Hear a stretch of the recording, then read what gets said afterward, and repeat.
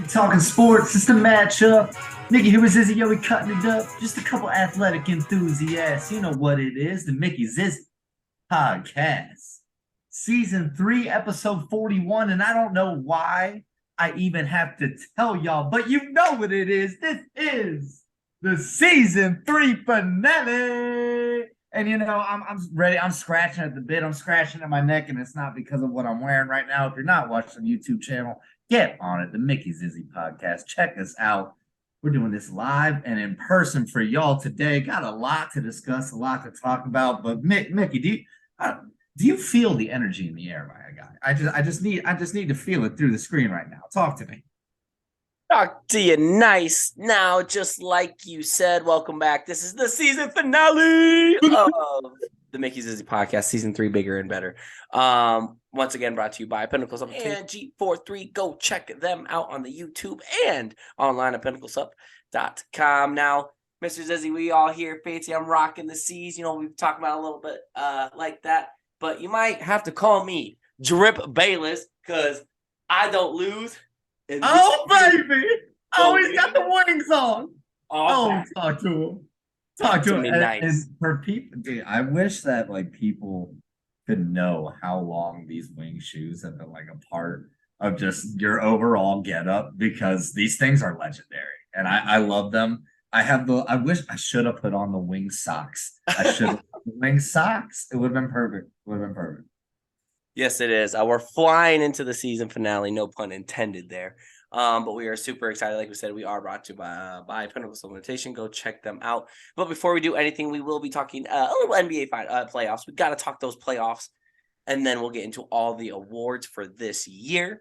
And y'all, we're doing it live, and we'll get more into that. But Mr. Zizzy, kick us off with your person of the week. Oh, for my person of the week, I mean, I did win the bracket challenge. It is a thing, but because of that, we got our sponsor, Pinnacle Supplementation, out here with the protein powder, the chocolate protein powder. And let's just shout out the main man, Wiley. I mean, this stuff, not only is it helping me reach my pinnacle, not only is it the beautiful supplementation, the wellness needs that we talk about every time that we do an intro, it actually tastes delicious. It tastes amazing. The chocolate protein. I'm a big sucker for chocolate in general, but I mean this got me ready to work out every single morning. I'm not just telling y'all to tell y'all.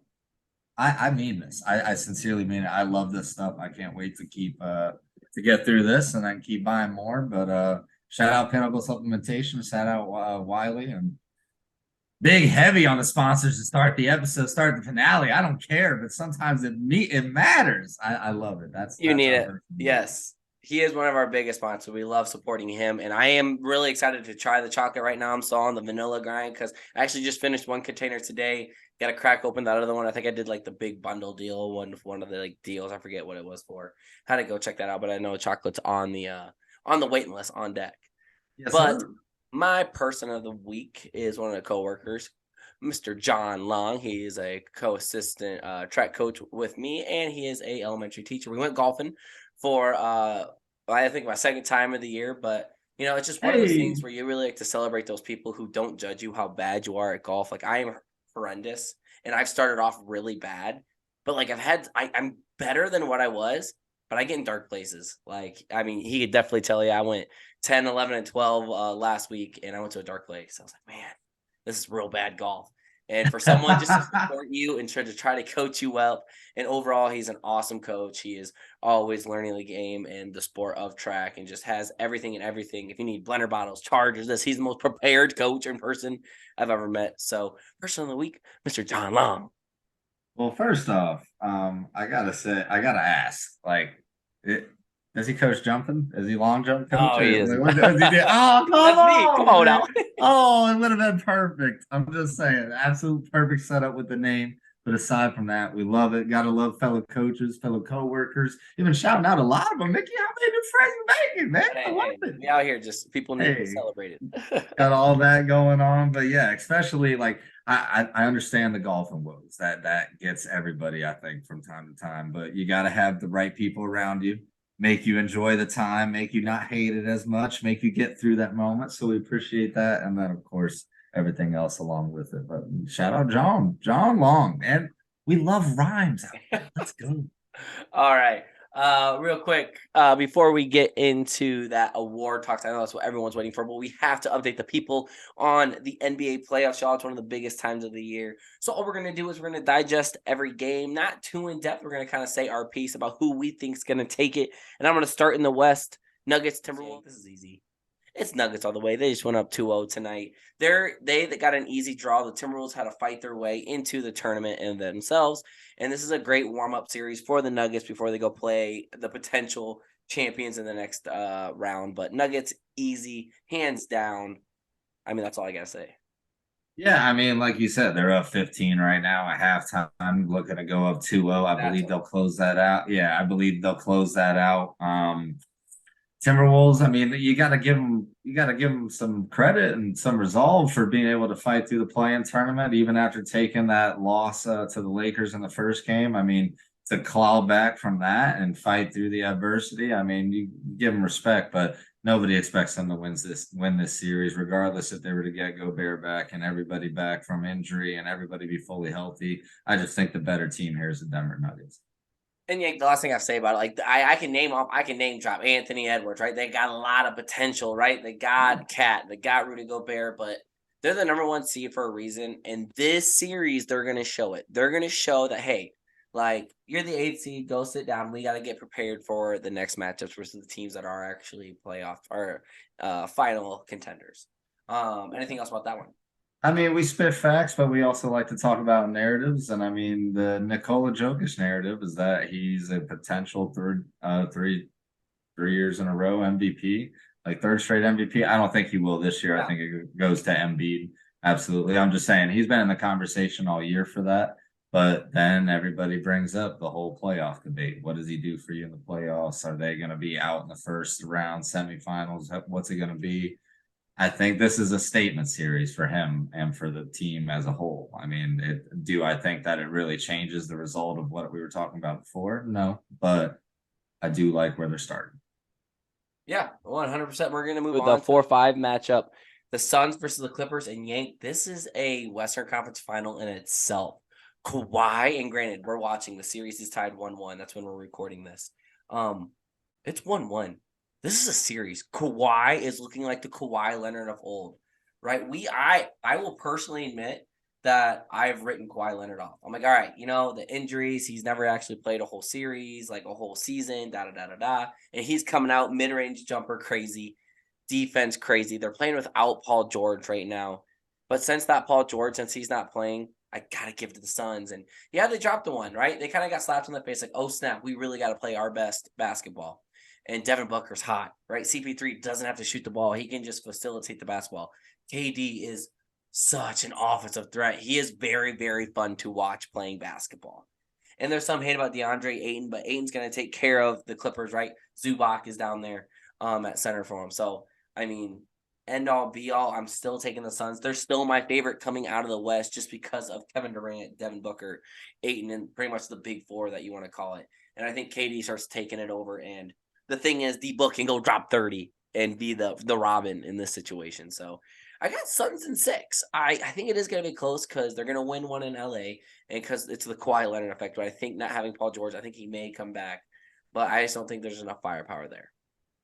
Yeah, and I mean, I'd agree with you even down to the games. I mean, I think it'll be Suns in 6 on this one. I think honestly, when you look at it, like obviously there is the names and everything, but you just do the comparison across the board, right? Like Durant, Booker, Paul, Ayton, I like more than Paul George, Kawhi, and Russell Westbrook at this point. And and whether or not that's because I believe so much in KD. I mean, I am biased with that, but I believe he's one of the best in the world, top 2, probably top 3 when fully healthy. I don't know. I think that first game was just more about effort. I mean, Russell Westbrook going and getting the offensive rebounds, making those extra effort plays.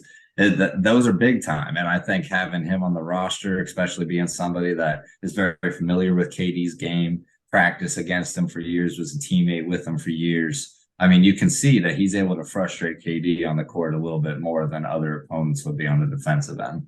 However, I think it's going to be too much firepower at the end without the Clippers being fully healthy. You don't have Paul George. It's just I can't say I would write off Kawhi Leonard. Yes, has he not been on the court? Yes, is the low management issue always a thing with him? But when he's on the court, he is absolutely dominant, and he's electric on both ends of the ball. I mean, offensive, defensive, he can get it done for you against the best of the best. Watching him and KD go back and forth one on one, he drops 38 points in game one. I mean, this is Kawhi of old. I will say, anybody that can hold a basketball and make it look like an iPhone Mini, like I mean, I guarantee they got some skill with it. So gotta love seeing everybody back. But I'm with you. I think the Suns will take it in the end. And I did forget to bring up Russell Westbrook, and he still is a Hall of Fame player. He's still a fantastic player. I just think he's not a shooter. He's a guy that's going to go hustle to get the boards, get the assists. Like, let him drive. He still has a decent layup package, dunk package. It's just his outside shooting, mid-range shooting ain't it. And that's just really hard when you go from being the dude, I mean, an MVP, a triple-double machine. You got to know your role and just facilitate the basketball and just keep on with the effort. I think he does excel in all those except for the shooting, right? So yeah, I mean, you win game one, and he goes 4 of 19 from the floor.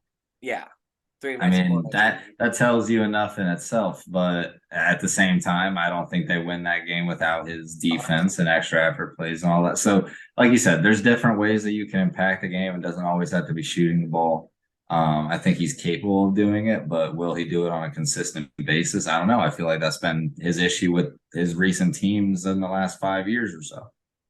100%. That's the thing. He's just been traded left and right. I mean, could this be a home? Maybe for him, but he definitely got to change up his role the older he gets. If anything helps, he seems to shoot the ball better in these revenge games when he's going against like an ex teammate or something that he like when he played against the Lakers right before the end of the season, all of a sudden could make every three. When he played in game one, he struggled, but he was making 3-pointers. Like his 3-point shot all of a sudden shows up, and it doesn't make sense, but here we are. Here we are. Moving on to the 3-6 matchup. That is Sacramento Kings versus the Warriors. Now, Zizzy, if you told me, if we were to record this for the playoffs, I said Warriors in 6. Now, light the beam. The most exhilarating team to watch right now is the Sacramento Kings. They shoot the lights out of the basketball and they don't play defense. Now, when I watch them, it's all about you try to outshoot us. And they're saying that against Steph Curry. And Steph Curry is rising to the occasion. Now, Yank, you can have a bad game once in a while. Steph Curry will cook it. Once they get back home and they're going to leave him open or, let Klay Thompson, et cetera, get open, let it talk, right?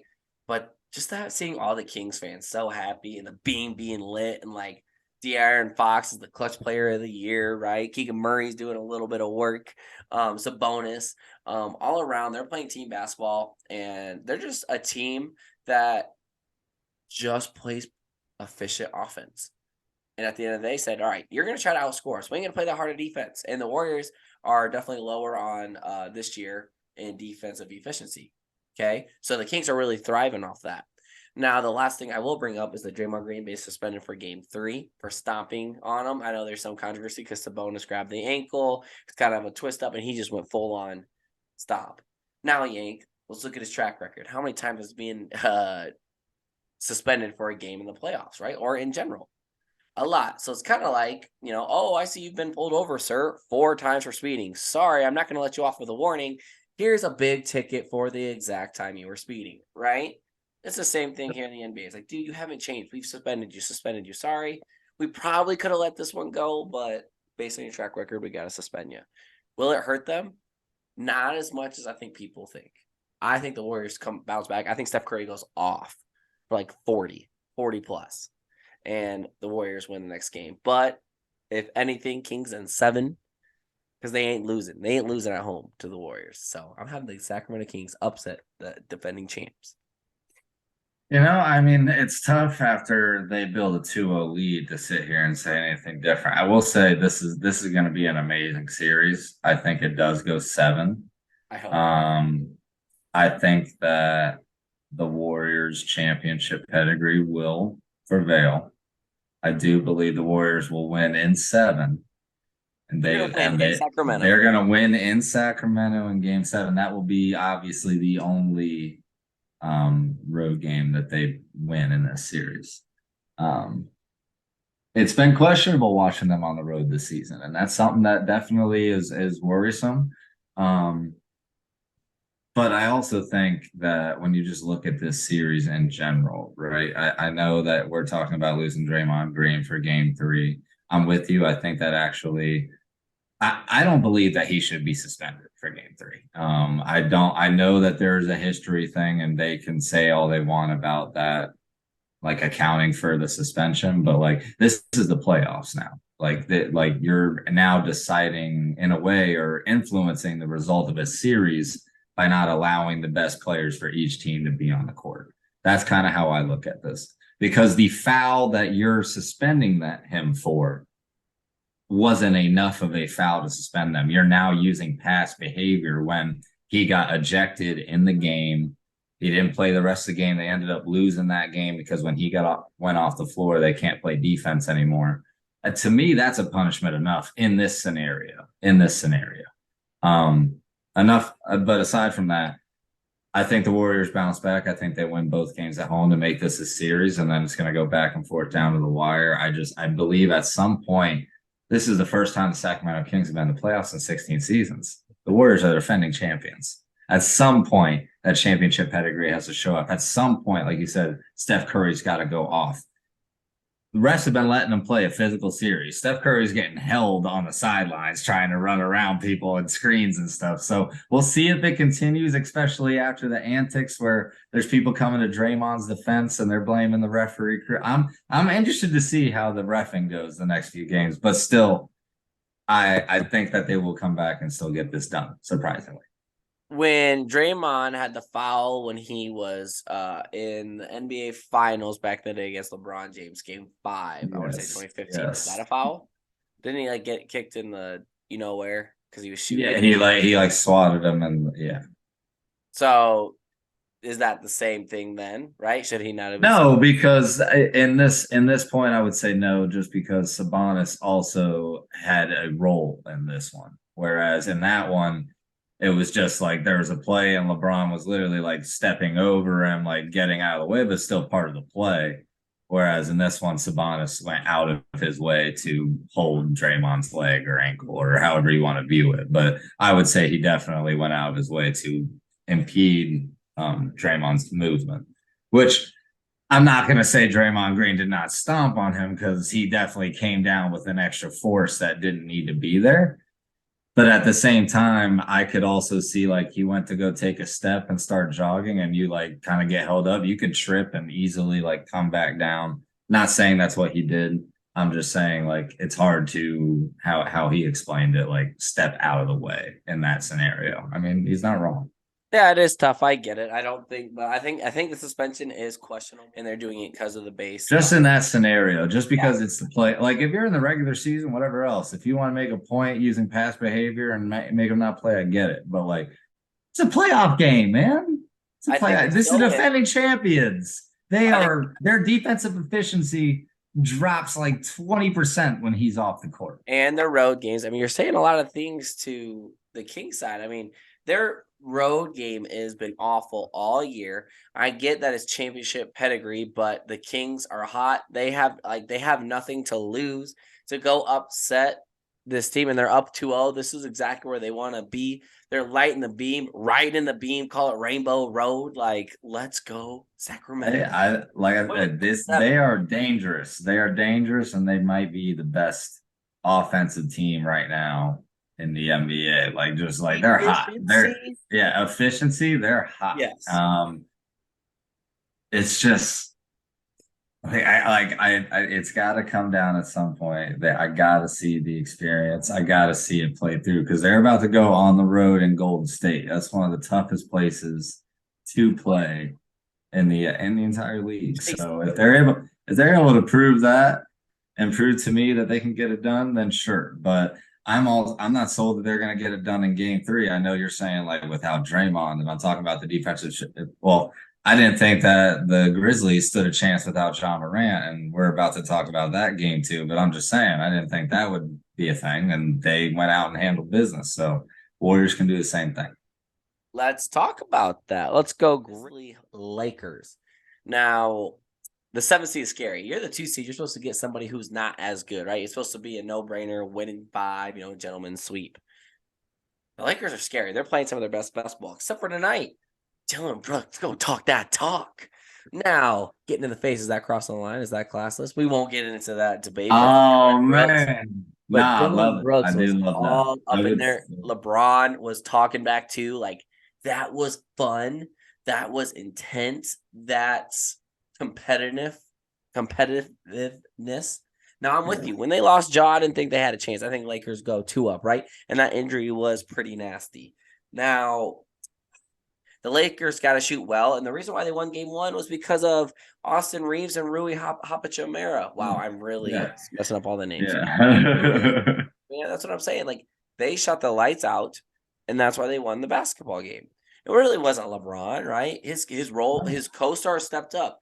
But at LeBron's age, that's what he needs. If he's going to go win another title, he needs his supporting cast to win 2 games. LeBron can go win you a game 6, right? A game 7. I that's coming from not a LeBron fan, right? That's coming from best second of all time. Yeah. For them to win this series, I think they got to stay 1 up, right? Go up 2-1, tie 2-2. Go up 3-2, right? Try to close it there. If anything, I still think they can win in Memphis. I still think the Lakers are going to win, and I hate saying that. I hate Lakers winning. I've said it so much on this podcast, but I'm an honest man. I think they do win. They are the better team. I don't care what the regular season says. If the Lakers play the Lakers and they are healthy, and Anthony Davis isn't there limping or getting hit in the eye or back, knee, whatever he gets injured with, right? They go win this. He is Mr. Glass, man. My God. So I still have Lakers winning. Give it. Yeah, I mean, I've got Lakers winning here. I mean, you know how I feel about LeBron losing in the first round. I don't believe it happens very often.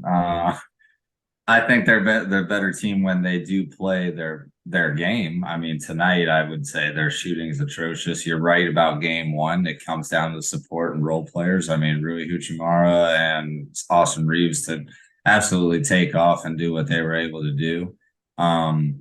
Speaks volumes. I mean, LeBron shot the ball 1 time and had 0 assists in the 4th quarter. Tell me when that would ever happen for a LeBron-led team, especially in a playoff game. And then tonight, you kind of see the opposite. I mean, they come out flat and dead to begin with, but on top of that, LeBron's 38 years old. He's got 28 and 12. AD was shooting 5 of 14 at one point tonight. D'Angelo Russell's shooting 2 of 10 at one point tonight. Rui didn't have the game he had the night before. Austin Reeves was like 5 of 12. I mean, not his best night. Can't rely. I don't care of how big of a LeBron fan I am. I don't think that you can ask him to win you a series anymore at 38 years old by himself. By himself? Absolutely not. Like you said, give him a game 6, game 7. You need LeBron. We need 2 of your best games right now. He'll give that to you. But do not ask him to do it for 7 games straight anymore. And that would just that's unrealistic. That's unrealistic on his legs, on his body, everything like that. So you got to have the support players making shots around them. If they are, that, like you said, you're dangerous. And I think they're going to be more dangerous than not in this series and moving forward. I think that they win this series as well. Yeah, we both have Lakers. Now, the West is so complex, and it can go either way. It's just wide open, baby. It's a wild, wild West over there. Let's head over to the East, where this first round's easy. Let's talk Milwaukee and your Miami Heat. The play-in tournament was scary for you. It was scary. You think? I am so blessed that the Hawks won, so we did not have to play y'all first round, because Miami and Boston always go some crazy series. 6-7 is going to happen, right? We'll get to the Boston series in just a second. Let's talk Miami. They went and stole game 1. Giannis got hurt. Giannis is out. This is the what you write up on the whiteboard. Like, man, if Giannis wasn't out there, we'd probably win this series, right? And it happens. But then you have tonight's showing, and the series is all tied up, and they blow them out by 30 plus. I mean, I wasn't 30 plus, but Well, by I mean, 30. it might as well have been. I mean, the flow of the game, yeah, ended by like a 15-point difference, but I mean, they beat us by 30. Exactly. And for them not to have their best player, that is scary. Miami Right. is definitely, you're falling at the worst time. You're not playing your best basketball. There's not that Miami culture the Miami Hustlers. I'm not seeing it. You know what I'm saying? 2 years ago, last year, I was like, oh my goodness, they get everything. They're making shots like they're dogs.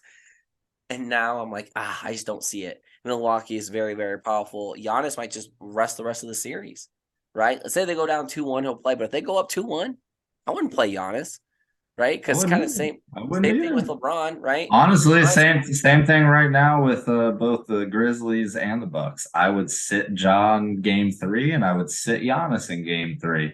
It's a tied series. Yep. If you end up winning and you gave them an extra game of rest, power to you. If you end up losing, you can come back from Come that, back. but they got a game of rest. So yeah, end all be all. I think Bucks win this in 6. I think maybe the Heat steal one more because like next game will be like, oh snap, here they come and winning one in Miami. I do think that'll happen. So I think they win in 6, commanding win in 6 for Milwaukee. I don't want to agree. I know.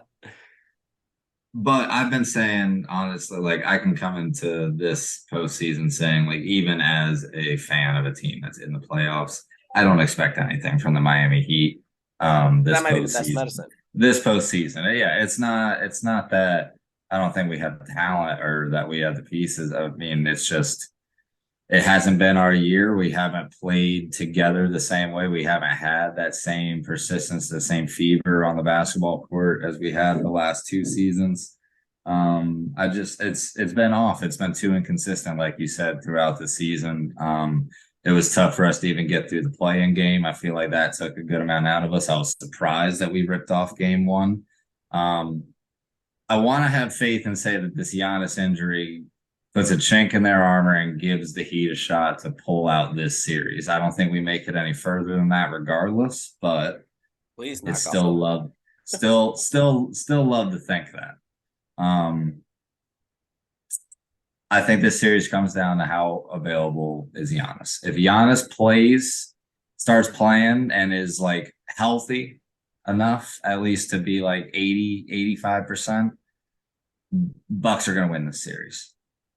But if he stays out, I'm telling you right now, we're gonna pull it off. We're gonna pull it off somehow. Heard it here first. What hurts us, obviously, as well, and it's gonna kill us in the next round, is Tyler Hero being done for probably the playoffs. I mean, he's such a big instrument in our offense, and to lose him to the broken hand, that's detrimental. But does But he run on Duncan? Where's that yeah, at? I mean, yeah, and Close? he's gonna step into the lineup. It looks like he got the start tonight, but we lost by 30, so obviously shit didn't work. I don't know what to say. Don't run on Duncan. Yeah, It's right, not. man. He's making me flustered. I'm out here cursing on the podcast. I don't know what to do, but yeah, it's gonna be a tough road. I'm gonna root for the Heat, but a part of all right, emotions say Heat, logic says Bucks. There you go. Right there. That's the most information will take you to give out right there. Move on to the 4-5. We're gonna speed through these next ones, especially the next two. But Cavs, Knicks, Yank. I'm stuck. This is probably one of the most hardest decisions I've had to make about who I think is gonna win the series.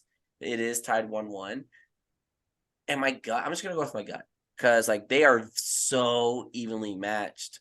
Brunson, Julius Randle, right? You have Jared Allen, Evan Mobley, Donovan Mitchell on the other side, Darius Garland. So I mean, you look at the stats; they're all so evenly matched. And for some reason, my gut is saying that the Knicks are going to stay the Knicks, lose in the first round. I'm having Cavs in like 6 or 7. I'd love to see this go to a 7-game series. Okay. I think the Cavs show a little life here in the playoffs. And I think just because Donovan Mitchell can pop off, I think him being on this basketball club makes a huge difference. I think he pops off and goes absolute clutch mode to send him to the next round. I'm gonna say I love the matchup. I think it's gonna be a great series. I think it goes at least 6 games. Gonna be interesting to see how New York bounces back, especially going back to the Garden. I just the Cavs had the better superstar. That's just kind of what my decision comes down to. At the end of the day, Brunson I dog, trust I like trust Donovan Mitchell more than anybody else on the court. And to me, that's really what it's going to come down to. And then when I look at these first two games, right, I think for the Knicks, RJ Barrett just does not look like himself. His shooting percentage is extremely low. He doesn't look comfortable in the flow of the game. There's talks of them benching him for the series. I mean, that's a definite, like, that's a locker room like that's a chemistry. dynamic thing. Like that screws up the flow of the team, of the game, of your lineup, all that stuff. So I think that's an issue. I think Donovan Mitchell is the bigger superstar and gets it done at the end of the day. I think it goes 6 or 7 games, but Cavs win.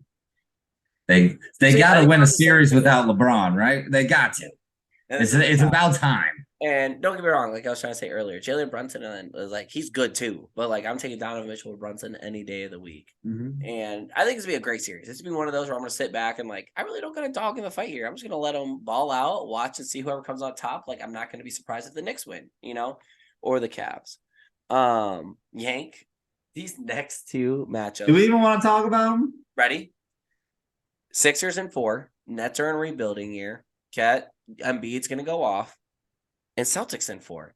The Hawks can't deal with all the superpower inside. The only reason why they beat the Heat was the offensive rebounds, and they're not going to get that against Robert Williams and Al Horford. Both of these teams want to win in 4 to take the rest. And obviously, if they both win in 4, then they'll probably start that game a little bit sooner than, said. But like if Philadelphia goes 5, that's great for the Celtics. That means hey, more rest for us. They both win in 4. They're the better teams, and that's the matchup everyone's circling. I don't want to say it's over, but it's over. We won by 30 and 20 the past 2 games. So season. I think there's 3 sweeps in the first round. I think Denver handles the Timberwolves. Yep. I think the Celtics sweep the Hawks, and I think the Sixers sweep the Nets. If any of those 3, I would say the Nets might squeak one out against the Sixers, just because I do like Cam Johnson. I do like watching Spencer Dinwiddie. I do like watching some of these guys on the Nets ball out on offense from time to time. I mean, we watched a couple 40-pointers from Cam Johnson stringing those together earlier this season. So you don't really necessarily know, but I think that the Sixers played their worst game possible in game 2. Yeah. Especially at least offensively. I mean, neither team could score at all. And then they ended up still winning that game. So to me, that's their best chance there. And then the Celtics are just on a mission, man. They really are. Your C's look very, very good. They are feeling the pain and the hurt from last year's finals. I just think this is Jaylen Brown looking nice. Yeah, man. Hey, what did I say? When it comes to playoff time, JB might be better than JT. That's all I'm saying. And if Robert Williams stays healthy too, that's our board dominance. And you know what's gonna be the difference, Baker? Malcolm Brogdon. I said it since we picked him up in the offseason. He's going to be the facilitator on the bench. It's a huge pickup. Basketball in high situations, right? Then when the situation gets tough, give him the ball, let him facilitate, give it to JT, boom, pull up. It's over. We got the dudes. They look like the best team in basketball right now. The thing that I hate is Vegas odds have them they've predicted the Celtics to win the finals, and I don't like that. I don't like being out front. That guess what? We got the target on the back. So, hey, well, I mean, we were talking about. I mean, this was JT's revenge year, so you can't you lose in the finals. There's only one revenge to that. All right, that's all the playoffs. We got through them all a little bit longer, but ladies and gentlemen, it is about to go down. Woo! All right, here we go. Finale time. The finale. Out the way. And it's all about the show. The showdown now. Here we go. Awards. And we got you to go through, but we're going to start with the best and worst takes of season 3 here on the Mickey Zizzy Podcast. I think we're going to go worst takes first. Woes. Get the woes out the way. So, Mickey, tell me what you got. Yes, to remind all of those people who are listening, we like to do this to cap off the year. We have some hot takes, some really bad takes. We also have some really good takes. We like to consider ourselves expert analysts, but we're wrong sometimes, and that's what we're going to highlight here. First take. Later on, we'll be doing best take. Then we will be talking about the moment of the year throughout our Mickey Zizzy season, like whatever the biggest moment that happened throughout the season, and then the most valuable interviewee, and then the highly anticipated all-star listener game. But here are my worst take nominations, and here we go. Worst take: Arizona winning March Madness. How'd that work out for me, Yank? Lost in round one. Let's stick with college March Madness. San Diego State losing first round. How did that work out Also for me? pretty bad. Yeah, also hurtful. Bears winning the NFC North. We have the first round draft pick, or had, I should say. That didn't look too good for me either. And Chet Holmgren being great. He didn't play a single game. I had some pretty bad takes.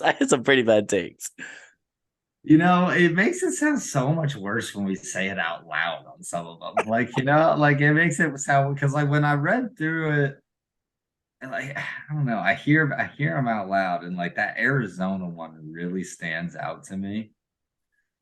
But then we talk about it, and the Bears really did get the number one pick overall. I think I gotta go Bears. Unfortunately. Oh no! Gotta go Bears. And I don't even want to say that because it's I think y'all found your quarterback. I think you guys scored 30 points a game to end the season. But number one overall pick, win the division? Nah, that's bad. That's bad, Mick. That's bad. And there it is, Mickey's worst take: the Bears winning the NFC. Get the Bears on the show. Let's go. All right. Well, we typically talk about the Bears, but I don't want to talk about them no more. Yes, it was one of the worst careers, the worst seasons I've seen, with only 3 wins. I think it's the worst I've ever seen in my lifetime. So that's really, really unfortunate.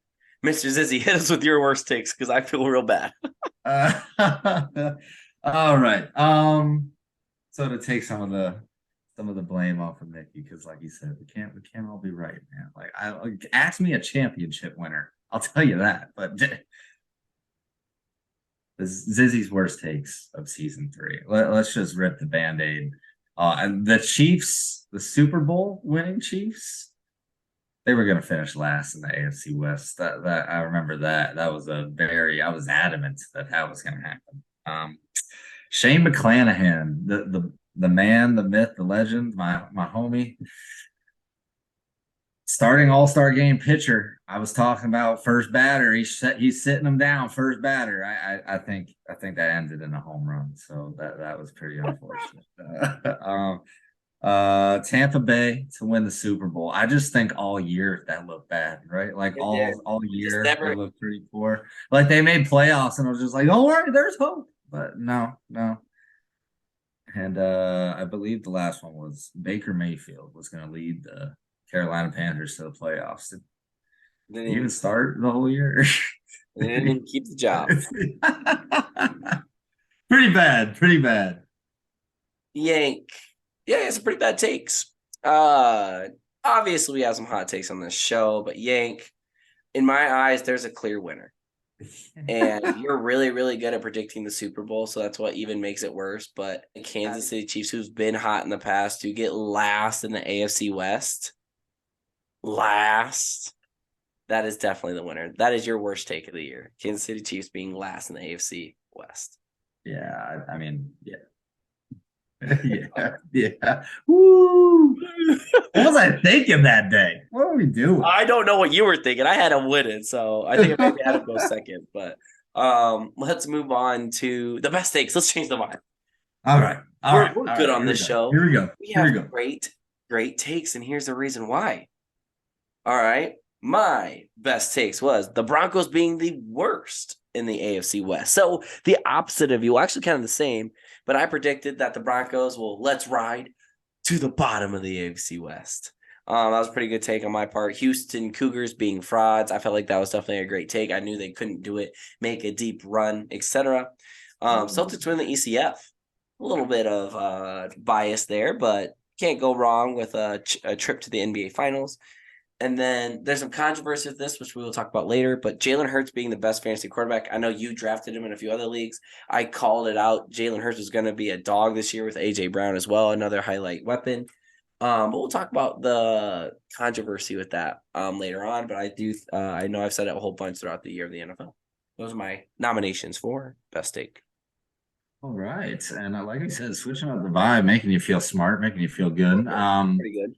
For me, I love the Jalen Hurts take. I do, just because I think that's like a conversation that you and I have had so much now that we have like a little bit of personal bias to it. But like, I mean, you really did call it, not to the point to where you called it that. I mean, but this guy just is now the highest paid player in the NFL because of this past season's performance. So there's a lot going on to that. But I think based on predictability, you saying that the Broncos were going to finish last in AFC West has got to be your best take of season 3.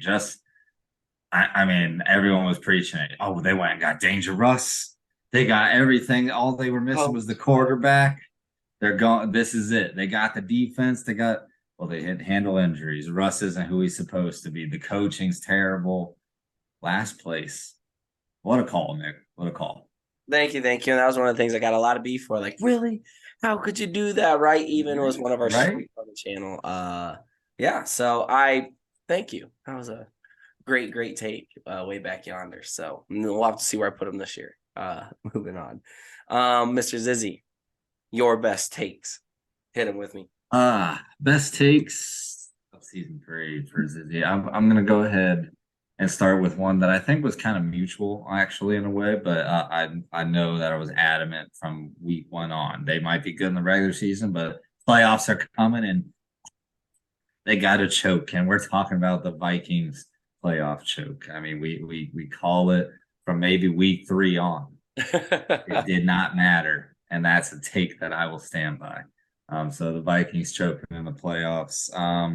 Chet Holmgren, kind of flipping your worst take. It wasn't that I don't think that he's not good. It's not that I don't think that he's not good enough. I've said that the skill is there, but I also said he was getting injured first half of the season because he's not big enough yet, and he didn't even make it to the season, Mickey. So we're good. We're good there. Good call. Gotta love that. And then my last two, again, I kind of went a fantasy route with one.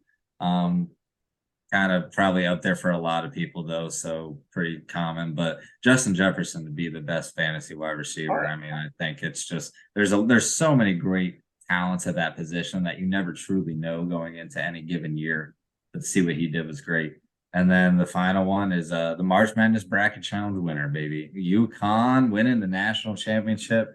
It's tough to pick a winner, but I do it most of the time. So I like to brag a little bit. You got a lot of good takes. You got a lot of great takes. Chet Holmgren, I do like. That was a good one. I mean, a lot of people thought about it as well. Same with Justin Jefferson. I do love the Vikings, but I have to give the man his flowers. Mr. Very good at choosing champions. Yep. You got to make that to a trophy. That's what you got to do. That better become a trophy. I would if it didn't taste so good, man. Maybe after it's empty. Okay. All right. I got you. UConn winning the national championship's your best take. I mean, to choose out of the 64 teams, right? 68, if you really want to, with the playing tournament. 4 out, all that. 4 out. To choose the winners. Quite the take from day one and shown on the bracket. So that is your best take of the year. UConn winning the national championship. Woo! I mean, I'm not going to lie. I feel very proud of that one. It was more so just like, no, I tried to tell everybody on the podcast and nobody went with me. Not one other person. Nobody picked UConn. Whatever. It's fine. I guess I'm the only one that watches the Big East tournament. It's fine. You might be. No, awesome. Good takes, bad takes. We have had all out of them, but that's what we do here on the show. That's what we love doing. That's why we love doing this podcast. Moving on. Now let's talk about the moment of the year. We talked about the biggest thing that happened in the Mickey Zizzy season of season 3. Now a lot of big things happened. See that trophy right there? Yeah. NFL Pick'ems champion, your dog. Fantasy champion, this guy right here. NCAA March Madness champion, right We here. are yo, bring on the fans this year. Y'all gotta step it up for season 4. Hey, I'm this hyped, baby. is the first year we beat the fans, and you're over here saying, "Bring it on!" Like, dude, hey, Bring it on. they're pretty good. So I really want to go with us just winning our events here on the Mickey Zizzy Podcast, but gonna keep a real note. The DeMar Hamlin story is definitely gonna go to. Bro, I hate when we steal an agreement at the same Is time. it really yours? Yes, it is. We typically have that here on this show. We typically do choose the same moment of the year, but this was the one time where everyone came together and it wasn't about football, right? It was the people first, the athlete first, the person and his family first. We all came together, all the prayers came together, and like the overall community of the entire world, dare I say, really came together and just all rooted for one thing. And that's what we need more in this world. It's just root for one thing. Everyone get excited. Stop being so, cut in the middle, like arguing with one another. We all came together, and it's just so powerful to see, and to see him healthy and to see him potentially play again. That's going to give me even more goosebumps when he steps on that field again, because I know he technically is cleared for workouts and whatnot. So that is my moment of the year, is the DeMar Hamlin story, and beating death. I mean, is crazy as it sounds. Super happy for him and that he was able to survive it all. Yeah, and I mean, this is the finale. We love to have a jubilant mood and all that, like we're out here being jubilant and having fun. God, the vocabulary is on point today.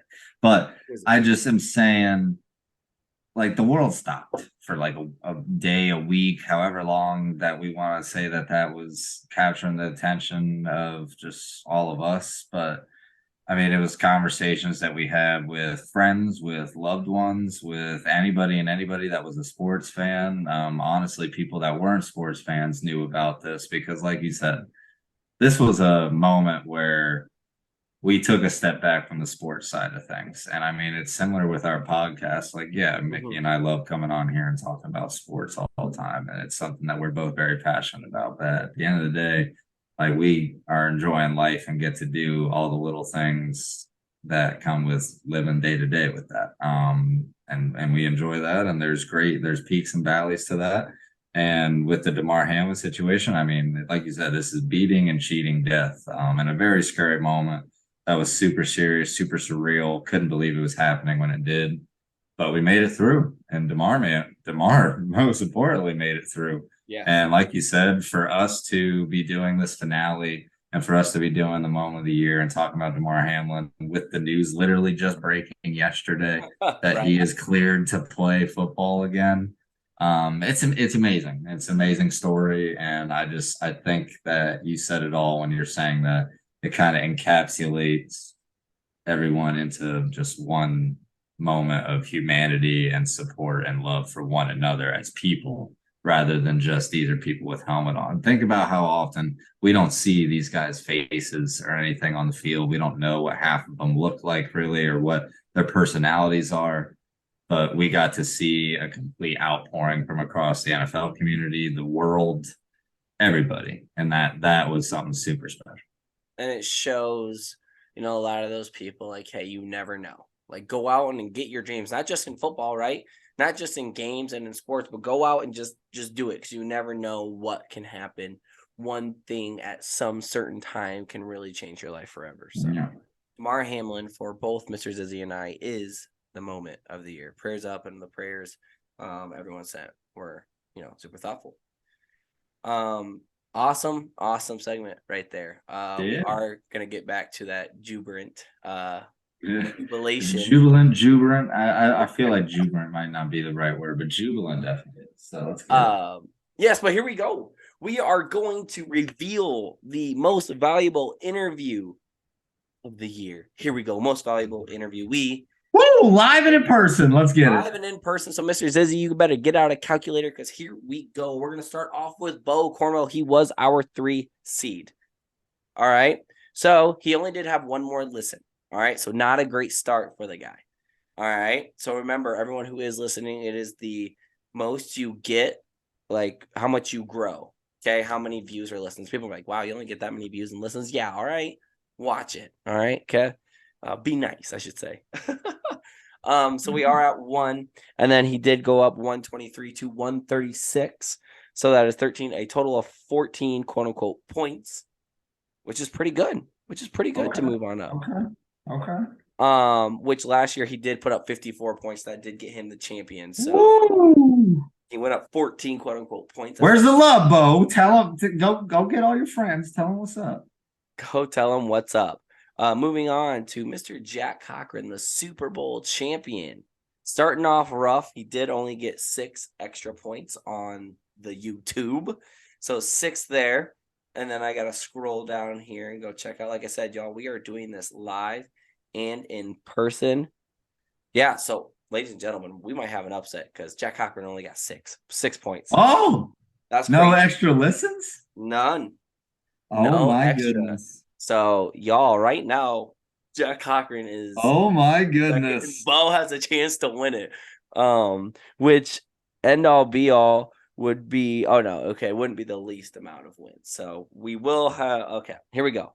To Carter Happel, the most listened to, or most viewed and listened to of this past year. Okay. Oh, yank. We might already have a winner. He went up 14. Oh, no. 14. So we are tied depending on the views. Does he have a listen? Oh, does he have a view? Oh, okay. You did that. It was 14 listens. Does he not have a view? He has 2 views. Oh, Carter. You had me going for a second, man. I'm not gonna Carter Apple.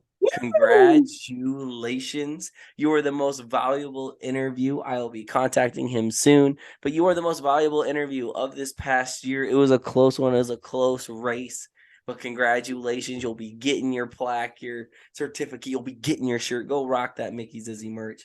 Congratulations to Carter Happel. Now, absolutely, man. Big snaps. Yes, big snaps. We're gonna message him right now. It is pretty late, y'all. So we probably won't be calling, but we'll see what he says. All right. So I'm gonna send that real quick. Now, Yank, we gotta do some more live things on the podcast. Tell them what it's all about. Oh, live and in person. This is for the last event of the year, and all of a sudden now I'm going to be blanking on it. We do biggest. Oh goodness, what we got? What we got on the agenda? I got it written down, and I lost my page. The most valuable, our all-star listener game. Oh, thank you. Jeez, yes, the one I've been beyond nervous about all night. Yeah, thank you. All-star listener game. Woo! We did a live and in-person draft. The teams have been set. Everybody was notified. And I believe everybody submitted a response. Well, we don't know, because if I'm being honest, I don't know if my man Daniel Brown did or not. Okay. We got some nerves that are setting in here. But that's the beauty about doing everything live in person. We get to find out and react the exact same way as you guys would. So our survey this year was, I want to say it was 10 questions. Yep, around 10 questions. The points were all divvied up. I think it ended up being like 11 if we really want to get down to it. Yeah. Now, just to clarify, for those that were a part of the game this year, there may or may not have been some skewed answers by yours truly, by both of us, the hosts. That I guess we'll both take credit, But I will definitely take credit for. I didn't want to throw you under the bus and be like, you did document, but at the same time. No, it was completely my fault. I definitely goofed up. We're going to be talking about it because there is some controversy with it all. I do apologize. I am pulling it up. I had everything else ready for the other 2 takes, but that's like the fun thing about doing it live, because typically in the past, y'all, we have done the I would receive all the answers and then just know, and then be waiting to tell everyone, like freaking out, you know what I'm saying? But this year we decided to do it live to make it a little bit more suspenseful and whatnot. So we're going to load that puppy up real quick because, of course, technology is only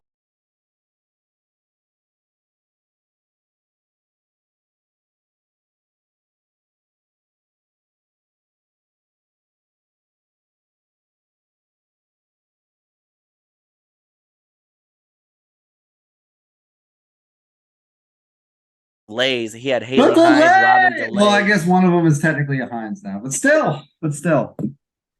And And Brad my Pace, man Brad Pace, the surprise selection. which Well, I don't even. I know he was on it. He answered very quickly, so I do know that at the very least. A little nervous about the point totals. Haley, we discussed this. I know you're going to be out there hearing this. Do not upset me. We can't lose to this guy. We can't have you live in the same household as this. And then on Team Mickey, it was the MVP from last year, Cheyenne Mino. It was Isaac Hahn, and it was Daniel Brown. So, oh my goodness, this thing's really going to bother me. Wow, I thought it would all work. So we might be live looking. Man, everyone's like, this is trash. I'm done listening. I should have thought it before. Like I said, we're trying to go into this. We're going to see if we can get on the computer. Oh my goodness. Here we go. We're pulling it up live, y'all. We're trying our absolute best here. We're absolutely killing it. No, we're not. This is trash. Yeah, we do apologize, everyone. This is the most. Now it's becoming. No, it's not like it's a finale or anything. Right. Didn't have an hour. Oh my gosh, Yank. Ready. Oh no. I already think I lost. Because there's only 5 responses. What you mean? Oh boy. Are we missing a response? We are Because hey, I have lost this way before, but I have never won this event, so I will be ecstatic if that's how it's gonna go down. Oh my God. The face that Mickey has is so upset. Well, this hurts. Oh boy. I just need to hear it. I need to hear it be made official. Okay. Well, this sucks. Okay. The people are waiting. All righty. Well, this is absolutely awful on my end. Because Daniel Brown did not submit it. Oh, let's go. Y'all, this might just be the worst ever because I want to have an asterisk next to this. Because we need an editor. Whoever wants to get hired as an editor. I did an absolutely poor job. I am putting myself on the hot seat. Cheyenne Mino, he scored 52 points. We had wow. How many total was it? I forget. 69. It was 69. Nice. 52 points for Cheyenne Mino. Haley and Cheyenne both got the answer wrong of Josh Allen should have been the fantasy scorer. So we're technically counting those points. So actually 7 plus 52. So technically 59 points. That still don't make sense. Yeah, 59 points because we've been saying all year that Jalen Hurts was was my personal person I thought would score the most fantasy points. And on the podcast, there was one point where I said Josh Allen would. So they went back. They actually showed me the clip. They went back and searched it up. Haley did. Yep. So technically, Cheyenne and Haley both had 59. So that's great, right? Coming into it. I think it's really good. Yeah. All right. Let's see here. How many did Brad say he had? I want to see what he told you. He told me 31. 31? Did Brad not submit it? Oh my soul. Y'all, I'm so upset because there was not a name thing. I thought it would say the emails back. So that's how bad this is. Wow, we might have to do a redraw. This is absolutely bonkers. Zizzy, this is the worst possible live thing ever in the history of podcasts. And I am the organization was not there. I thought I had it all organized. I didn't. But 40 points. We're going with Brad. Pace scored 40. Okay, it might have been 41. Yeah, I don't know. He said something around those lines. Next was Isaac, who had 50. Okay. That's expected. I expected a good number from Isaac. And then Robin had 47. There we go.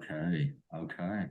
So I might need to go do some research real quick. You might need to do some clarification, but I'm going to go ahead and stand by it. I'm making some dang phone calls. Zizzy, stand up, baby. Let's go. What an embarrassing. I might just cut this from the live feed. This was absolutely bonkers. Tragic on my end to not fill it out because I know Robin did. You said Brad did, and so did Haley. So it's definitely got to be DB.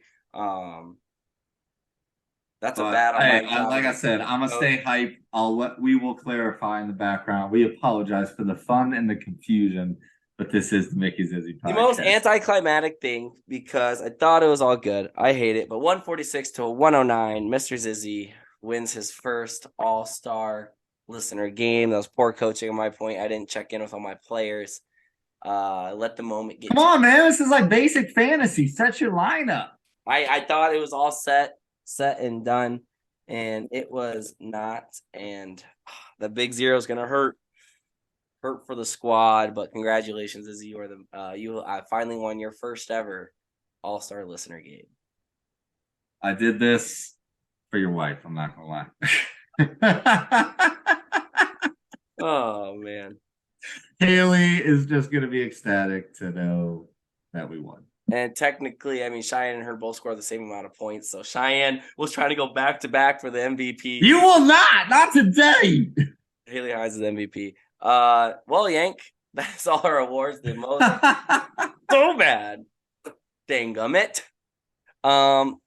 Ladies and gentlemen, everyone who is listening, thank you so much for listening to this long. I bet no one is on the podcast. Hey. I will never doubt it because if it was me on the other end, I'd be laughing my butt off right now. So that's all that matters. Absolutely fun.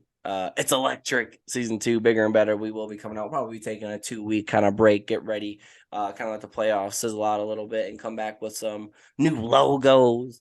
Everything's going to get crazy good. We won't release what the motto is until the new logo comes out. Be ready to check out on the social media. On the Twitter is our biggest platform. Otherwise, hit us up on the Snapchat. Remember, as always, you can come along. You could be just like Carter Happel, which I think he did message back. He said, "Oh, this is a live response. Let's go. That's sick. Let's ride, baby. Get him the shirt." Hold up, we're gonna see if he can hear. We're calling him. Oh God, calling him that. Just to past 11:00 on a Wednesday night, no big deal. To ruin our live stream even more. Oh no, there is no such thing as ruining. Even better. Oh my goodness. I wonder if he would hear it though, because like I remember I tried to play music last week, that didn't work. Right. All right. No answer. But there you go. Let's go. That's sick. Absolutely amazing. Not amazing, but it is what it is. We thank you so much for listening to this season, to this episode of the Mickey Zizzy Podcast. Any last takes? Came on here, expected to win an all-star listener game. And I blow it on every single, worst next year. Is me prepping the we call it dynamite. You blew it up, baby. Let's ride. Let's go. No, but to everyone, no, thank you again. Another season in the books. We're coming back. Only other thing, this season motto was bigger and better, and we plan to keep doing that every year. So let's do it one more time. But if you're talking sports, just the matchup. Mickey here with Zizzy. We're cutting it up. Just a couple athletic enthusiasts. You know what it is, the Mickey Zizzy Podcast. Have a great night, everybody. Peace. Peace.